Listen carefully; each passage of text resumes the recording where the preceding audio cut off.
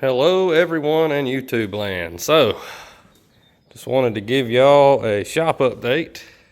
I'm gonna have some more dedicated videos coming on the 4-speed car, but just wanted to kind of show you where we're at here on a new project. This is a 70 SS 454 car, and this is probably the most gutted I've had a Monte Carlo ever.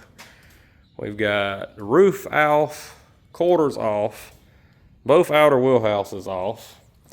I was able to save the trunk drop offs. Speaker shelf is out because it was cut up for a bunch of speakers, and then those rusted, the extension pieces were rusted, so I got those off. Of course, the deck filler is gone. And we got the whole back seat area cut out. And then, to add insult to injury, as you'll see, this is my first rodeo with a rotisserie, so we'll see how this goes. So far, I'm liking it.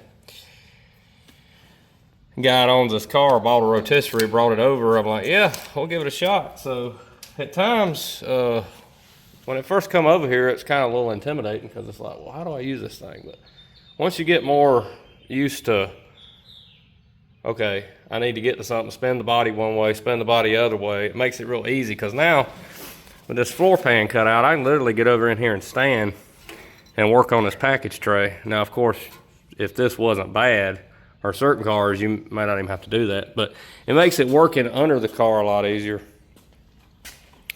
And this thing will rotate all the way like this. And I want to say some rotisseries will actually flip a car all the way upside down. I don't think this one will. I don't see mechanically how it could. It would hit the bar. So maybe if you had a smaller car or something, it might. I don't know.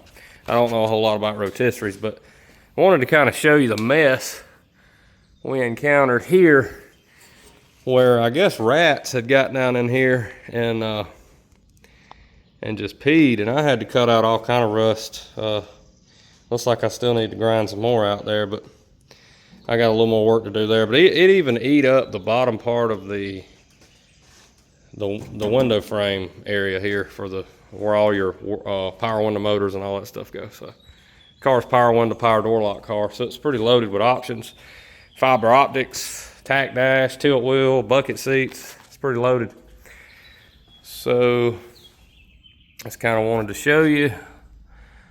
Fortunately, we got a good solid trunk floor, and again, like I said, I was able to save these trunk drop-offs, so that'll save some time there. So just figured some of y'all might enjoy seeing a car gutted apart this far, and my first rodeo with a rotisserie. So it's definitely see how easy this is, to get down in there and grind and clean. And if you need to do something here, you can just kind of get right to it. You can really stand here and work on the trunk floor. Just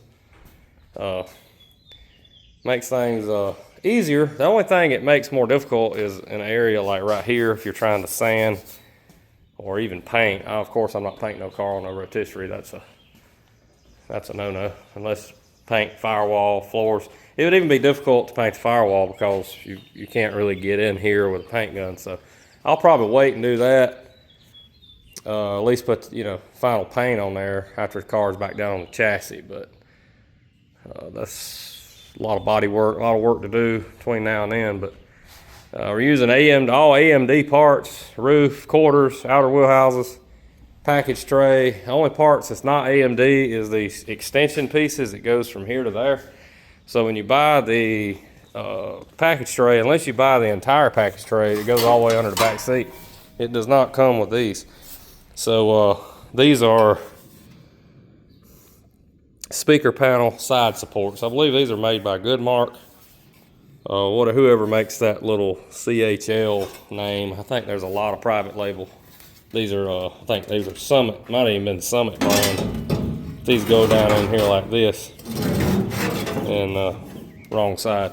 This one goes on that side. You can see. So anyway, just thought y'all would enjoy seeing this. And again, I've got more dedicated videos on this 4-speed car. This is my car. I did get the body set up off the frame.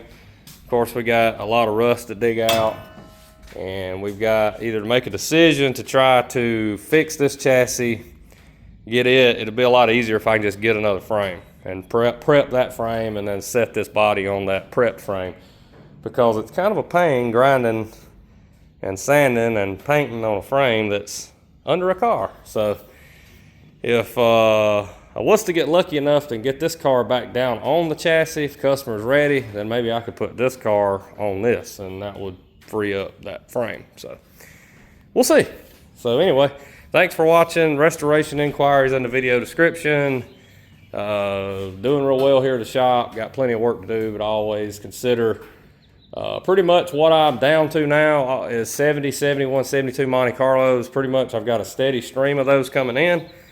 So I would consider other A-body cars, but I'm staying away from a lot of stuff that I would have done just a few years ago. Only way I'll go back to that is if I don't have Monte Carlos to do. So if you got Monte Carlos, need work, Chevelles, GTOs, A-body cars, that's kind of where my specialty is. I know how they go together, and door gaps, fender gaps, all that stuff's pretty much all the same. So said, we'll see y'all next time. Thanks for watching. Like, subscribe to the channel if you haven't done so. I'd like to get to 5,000 subscribers here pretty soon. I'm almost to 4, so see y'all next time.